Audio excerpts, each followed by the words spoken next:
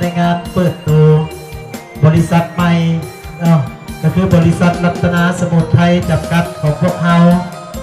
ขอบใจพี่น้องมีอย่างแก่ห่วมทับประทานอาหารและก็ห่วมมวลซื้อน้ำกันเด้อโดยเฉพาะก็ขอบใจทั้งอำนาจการปกครองท่านเจ้าเมืองทั้งห้ององค์การปกครองเมืองหาดทรายฟองเฮาที่เป็นเกียรติเข้าร่วมในงาน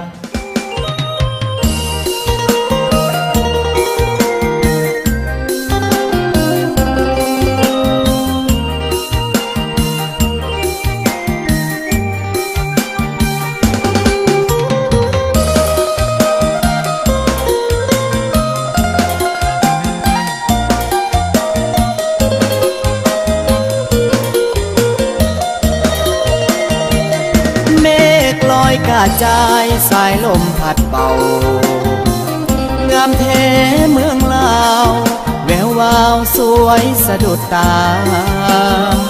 พงสาลีสำเนองามเลือสุดพันละนาอุดมใสบ่อแก้วน้ำทาสมสาวป่าซามีสุขทั้งปวงเขตแคว้นแดนใดหาใสเทียบทันน้ำของน้ำคานประสานกอดใจเมืองหลวงใส่ยาบุรีถิ่นนี้ยังฝังในสวงเวียงจันทร์เสียงควางจากมาแสนห่วงคืนนั้นลาตรีเสิร์ชสันเวียงจันทร์นครหลวงใจหลายล้านดวงขอน้อมนมัสการบริคำใส่คำมวลทบทวนให้ใจใฝ่ฝันสวรรค์เขตติดสารวันตำนานเมืองไดโนเสาร์จำปาเบ่งขาวสาวลาวพี่น้องคิดฮอดเสกองนวลน้องงามเทนอเจ้าอันตะเบือยะเอ้ยเห็นแล้วอายหายโศกเศร้าวอนพระองค์แสนเมืองเก่าให้คู่เมืองลาวไปกาลนาน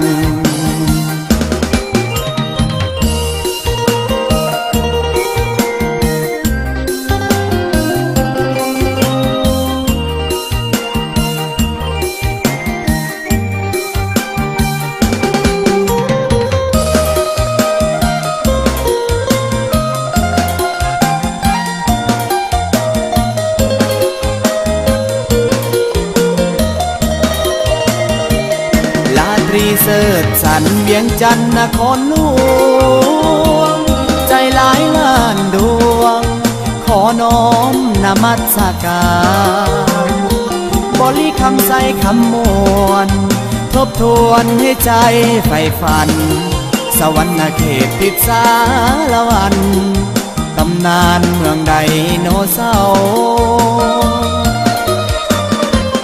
จำปาเบ่งขาวสาวลาวพี่น้องคิดฮอดเสกองนวลน้องงามเทนอเจ้าอันดับเบือยะเอ้ยเห็นแล้วอายหายโศกเศร้าวอนพระองค์แสนเมืองเก่าให้คู่เมืองลาวไปกาลนาน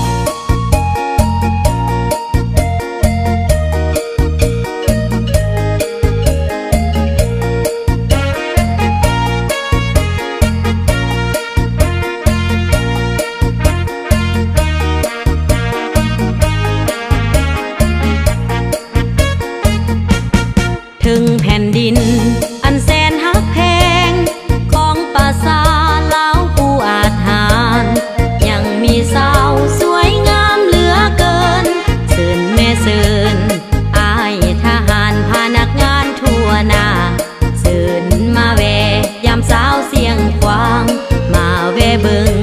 จากมือจากวัน เมื่อหอดยามเข้าในนาเขียวงามอุ้มทุ่มป่ามันต้นให้สาลีเขียวอุ้มทั่วโนนภูให้กะยอมว่าสาวบ้านเฮาจังแม่นเก่งแท้นาเฮ็ดนาก็ได้ไปลำเลียงก็เก่ง